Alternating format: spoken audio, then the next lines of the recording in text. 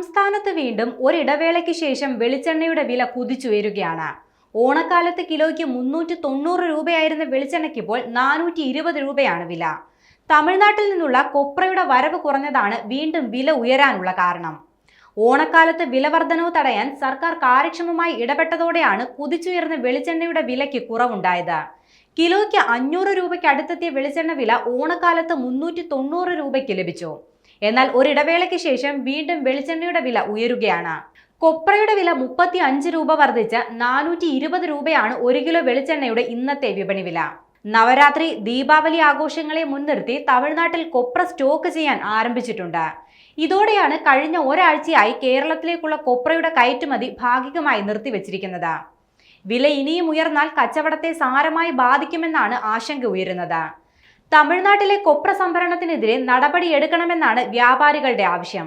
വെളിച്ചെണ്ണയുടെ വില ഇനിയും ഉയരാൻ തുടങ്ങിയാൽ സാധാരണക്കാരായ ആളുകൾക്ക് വീണ്ടും വലിയ തിരിച്ചടിയായിരിക്കും ഉണ്ടാവുക.